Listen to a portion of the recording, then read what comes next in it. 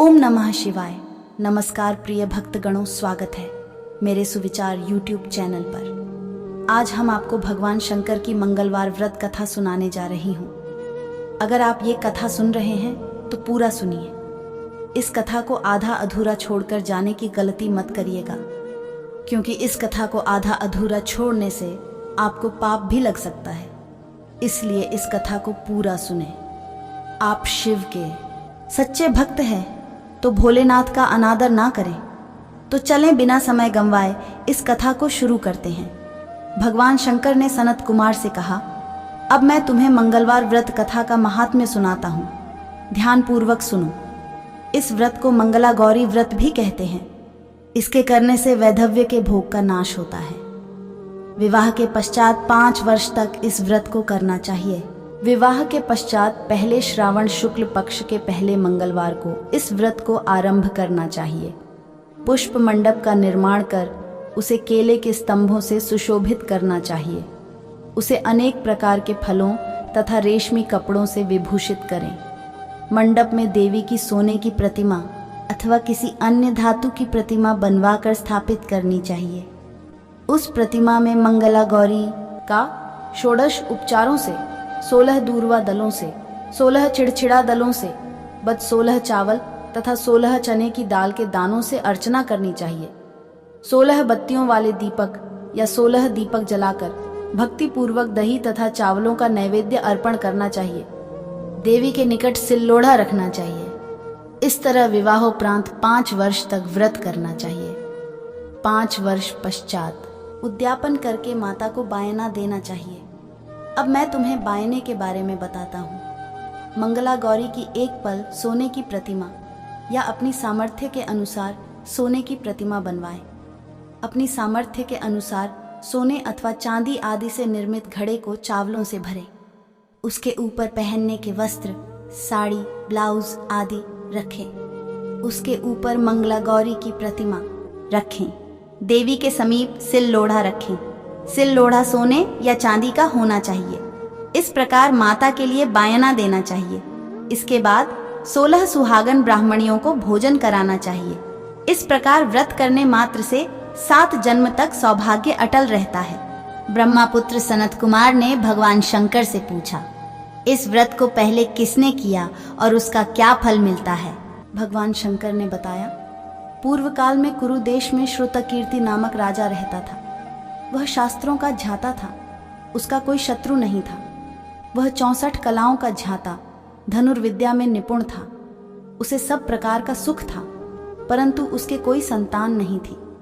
इसी कारण वह दुखी रहता था। उसने संतान के लिए देवी की आराधना की। एक दिन देवी ने उसकी आराधना से प्रसन्न होकर उसे साक्षात दर्शन दिए और उससे वर मांगने के लिए कहा। श्रुतकीर्ति ने देवी से एक पुत्र की मांग की। राजा के वचन सुनकर देवी मुस्कुराई। देवी बोली, हे राजन, तुमने एक दुर्लभ वस्तु की याचना की है, फिर भी मैं तुमको पुत्र अवश्य दूंगी। तुम्हें एक गुणवान पुत्र प्राप्त होगा, परंतु उसकी आयु 16 वर्ष की है।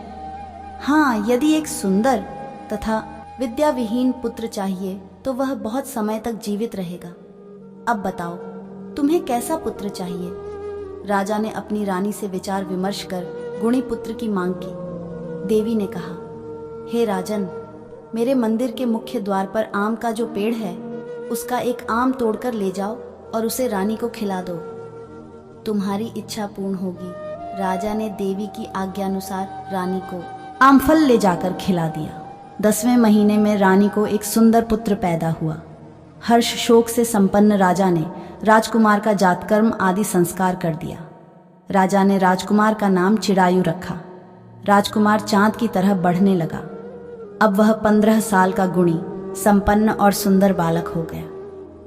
राजकुमार का 16वां साल शुरू हुआ तो राजा रानी को चिंता होने लगी। राजा ने सोचा कि यह पुत्र बड़े ही कष्टों से प्राप्त हुआ है। मैं इसकी मृत्यु अपनी आंखों के सामने कैसे देखूंगा?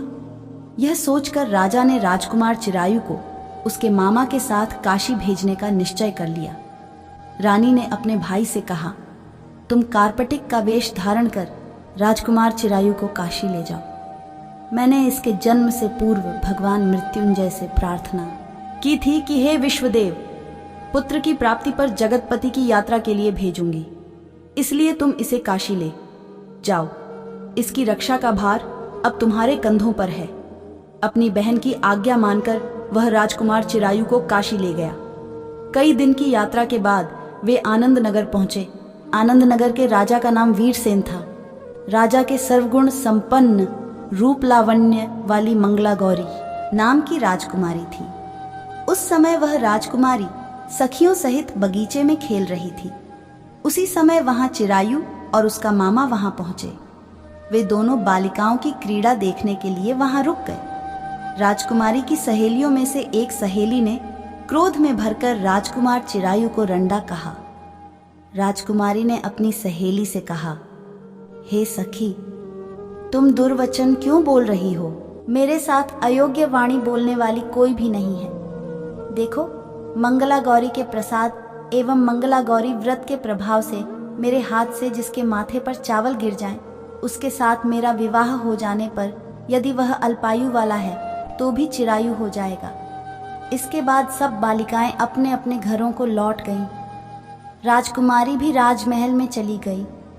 उस दिन राजकुमारी मंगला गौरी का विवाह बाल्हिक देश के राजा दृढ़धर्मा के पुत्र सुकेतु के साथ होने वाला था, परंतु सुकेतु मूर्ख, कुरूप और बहरा था। इस बात का पता राजा वीरसेन को नहीं था। अतः वर पक्ष वालों ने विवाह मंडप में एक अन्य अच्छा वर ले जाने का निश्चय किया। विवाहोपरांत प्रस्तुत वर को भगा दिया जाएगा। इस प्रकार सुकेतु राजकुमारी को अपने देश ले जाएगा। ऐसा विचार कर वर पक्ष के कुछ आदमी चिरायु के मामा के पास आकर बोले, यह बालक तुम हम दे दो, इसके द्वारा हमारा काम सिद्ध होने वाला है। इस पृथ्वी पर परोपकार से बढ़कर कोई दूसरा काम नहीं है। उन आदमियों की बात सुनकर राजकुमार चिरायु का मामा राजी हो गया, क्योंकि वह बगीचे में मंगला गौरी की बात सुन चुका था। वह उन आदमियों से बोला, आप लोग इस लड़के को क्यों चाहते हैं? विवाह के लिए वस्त्र गहने तो मांगे जा सकते हैं, लेकिन वर को थोड़े ही मांगा जाता है। फिर भी आपकी बात रखते हुए लड़का आपके साथ भेज रहा हूं। वर पक्ष के लोग राजकुमार चिरायु को विवाह मंडप में ले गए और विवाह कार्य संपन्न हो गया। विवाह के बाद रात में जब राजकुमार चिरायु मंगला गौरी के साथ सोया, उसी दिन उसका 16वां वर्ष समाप्त हो रहा था। ठीक उसी समय काल सांप का रूप धारण कर वहां आया। संयोगवश उसी समय राजकुमारी मंगला गौरी की नींद खुल गई। उसने सांप को देखा तो राजकुमारी ने सांप की पूजा की। उसे पीने के लिए बहुत सा दूध दिया।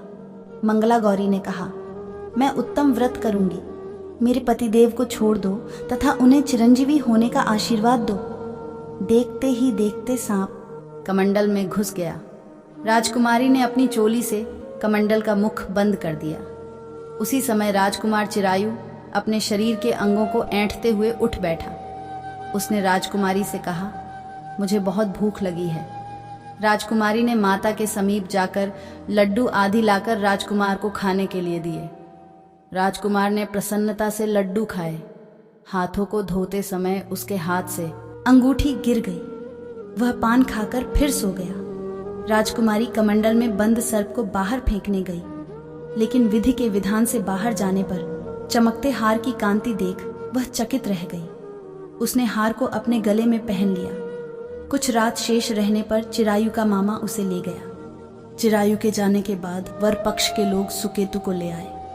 मंगला गौरी ने सुकेतु को देखा तो वह बोली, यह मेरा पति नहीं है। सभी बराती कहने लगे, हे शुभे, यह तुम क्या कह रही हो? यदि कोई पहचान हो तो बताओ। इस पर मंगला गौरी ने कहा, रात को मेरे पति ने मुझे जो जड़ाऊ हार दिया है, उस हार के रत्नों की सुंदरता के बारे में यह बतावें। रात्रि में आम्रसेचन के समय मेरे पतिदेव का केशयुक्त पैर मेरी जांघ में लगा हुआ है। उसे देखकर सब लोग बताएं कि यह पैर का निशान किसका है। रात्रि के समय जो बातचीत हम दोनों के बीच हुई थी तथा जो भोजन करा था, उसके बारे में यह बताएं। सुकेतु मंगला गौरी के एक भी प्रश्न का उत्तर न दे सका। इस पर कन्या पक्ष वालों ने बारात को बिना दुल्हन के वापस भेज दिया। मंगला गौरी के पिता महाराजा वीरसेन ने एक महान यज्ञ कराया। उसे यह भी पता चल गया कि वर पक्ष वालों ने अपने कुरूप राजकुमार के स्थान पर किसी अन्य सुंदर युवक को विवाह के मंडप में ले आए थे और उस अनजान युवक के साथ मंगला गौरी का विवाह हुआ था। अब मंगला गौरी राजमहल के बरामदे में एक चिक की ओट में बैठ गई और आते जाते प्रत्येक व्यक्ति को देखने लगी। इधर चिरायु भी वहां के हाल चाल जानने की इच्छा से अपने मामा के साथ उधर आया। जैसे ही चिरायु महल के आगे से गुजरा तो मंगला गौरी ने उसे पहचान लिया। वह अपने पिता राजा वीरसेन से बोली, यह आदमी जो अभी अभी गया है यही मेरा पति है। राजा ने दोनों मामा भांजे का बुलाया। मंगला गौरी की बताई हुई निशानियां चिरायु में मौजूद थीं। राजा ने विवाहोत्सव के वस्त्राभूषण आदि अश्व, गज, रथ तथा बहुत सी चीजें देकर मंगला गौरी को विदा किया। मामा अपने भांजे चिरायु को तथा मंगला गौरी को लेकर अपनी बहन के यहाँ चल दिया। जब चिरायु के माता पिता ने उसके आने का समाचार सुना तो उसे विश्वास ही नहीं हुआ, क्योंकि यह विपरीत कैसे हो सकता है। इसी बीच चिरायु अपने माता पिता के पास पहुंच गया और उनके चरण स्पर्श की। पुत्र वधू को सास ने अपनी गोदी में बैठाकर सब बातें पूछी।